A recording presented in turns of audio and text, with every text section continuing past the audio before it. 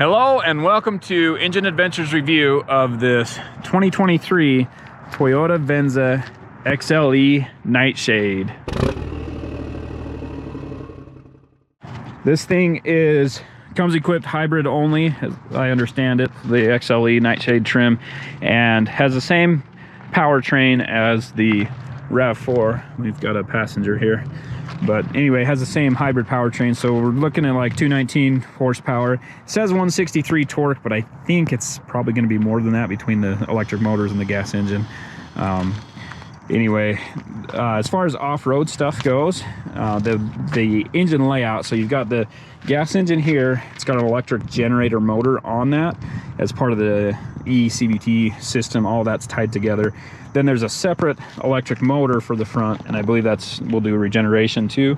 And the rear is completely disconnected from the front, so there's no drive shaft or anything going between the two. The rear is solely powered by an electric motor, and I think it's like 60 something horsepower, 85 foot-pounds of torque, in that range. And it, as I said, it is completely disconnected, and it does actually help quite a bit. You can see the high voltage power lines there. And as we look underneath, I'll get a better underneath shot later.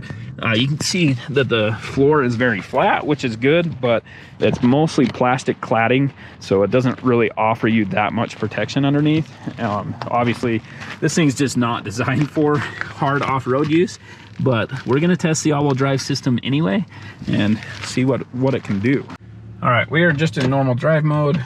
I'm just gonna be in drive, not doing the sport or any of that kind of stuff. And let's see how we do. So clearly this is not the normal high-speed off-road. This vehicle can't get up onto that trail. Maybe it could, I'm just not gonna try it. I'm not gonna risk damaging it. So we're gonna go through this one, which has bigger bumps. And one thing I've noticed about the Venza, it doesn't like bigger bumps. So I wish I had a washboard road here to test it on, because as far as washboard goes, I think it would eat those up pretty easily and make it, you know, a really smooth ride. But here with these big old dips and stuff, it's a little bit tougher. I'm deliberately going slow here. We're only going 12, 13 miles an hour. You could definitely go faster, but like I said, some of these bumps will catch you out, and with how low it is and limited suspension travel, you would end up bottoming out or scraping the front. So here we go. This one's a little bit of washboard, and it's definitely smooth through all that, like way smooth. But the problem is, again, the big bumps, there's not a lot of wheel travel. It has pretty good damping. You don't feel like you're topping out or bottoming out, but it's definitely very, very stiff once you get into anything larger than basic washboard roads. All right, first up, we're gonna try EV mode. And yeah, battery's low. So I haven't had much success with EV mode anyway. Usually as you're starting to climb this little articulation hill, it will start to start the gas motor up anyway. So we're just gonna be in normal drive mode for this first one. And it's still, like right now, it's like, oh, there you go, just powered on the gas motor. And here we go. So I should go into a different menu here. There we go. I'm going pretty slow. If I went higher on the throttle, it would have a better chance. There we go. Pretty competent, actually. That thing did really quite well for what it is. I do need to get to this screen. Is it that one? Nope, this one here. And just this one shows you what's going on with the battery, where the power is going and all that kind of stuff. So I was actually pretty happy with that. That was impressive.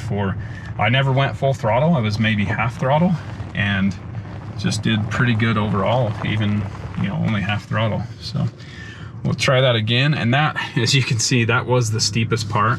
I don't like to do that. I can't believe this didn't scrape. So I'm gonna come back just a little bit further, so I'm not quite on the steepest part, and then we'll switch over to different drive mode.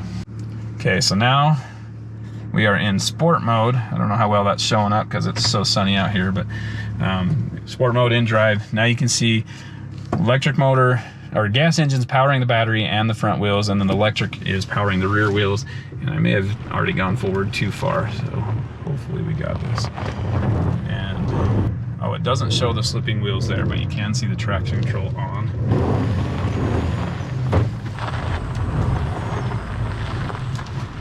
There we go. Pretty similar, definitely feel the throttle, it's revving up a lot quicker. And it makes it easier to climb these with that, because a lot of times you just need the extra power while it applies the brakes to the spinning wheels. But really, this one, even in normal mode, did about right. If I wanted more throttle, I'd give it more. In the sport mode, it was a little bit sensitive. I would have preferred it maybe a little less sensitive. So let's go to the eco mode now, and let's see how eco mode does. You see now all 4 wheels are powered by the battery. There's the gas engine. And the throttle's definitely a bit more dead. Oh, there we go. Yeah, they're all pretty similar. So essentially, sport mode will give you a little bit more aggressive on the CVT transmission, which this is an eCVT, which is also helpful here. It's gear driven. It uses an electric motor to adjust the gear ratios, along with, you know, the planetary gear system. It's a very cool system. So I really like that. You're not nearly at risk for damage or overheating an eCVT as you are with a belt or change driven one. And here it's performing excellent. It's got low enough gearing. It's able to get power where it needs to be. And if the steep hill climb didn't have such an aggressive approach, we would probably give it a shot. But this vehicle is just too low to take it on the steep hill climb. Let me see if there's any other information. I mean, we could go in and disable traction control settings, and let's see. I don't see it there. I'm sure there's a way to disable traction control, but really on this one, it's not that big of a deal. So we'll do one last one and try EV mode again. Nope. All right, so I think we'll just call it there. Underneath the Venza is pretty much exactly what you would expect. It's fairly flat underneath, just lots of plastic cladding, not a whole lot of protection there. You know, things are hanging down below the frame quite a bit, and it's just really not made for off-road use, taking rocks into the skid plates. Thank you for watching Engine Adventure's off-road review of this 2023 Toyota Venza XLE Nightshade Hybrid. Really surprised me off-road, actually. So it climbed the articulation hill no problem, but it just doesn't have the clearance, so I couldn't get it onto the steep hill climb. Maybe I could have, but I didn't want to risk damaging it. Anyway, surprised at the capability of this system. I have done the RAV4, and it seemed like it didn't do quite as well as this, but has been quite a while. Maybe I don't remember right. Anyway, if you liked what you saw, be sure to subscribe, hit the bell so you get notifications when we post new videos. Give me a thumbs up and comment down below. If you didn't like it, do all that stuff, give me a thumbs down, but comment down below and let me know what you didn't like. Anyway, thanks again. Have a great day.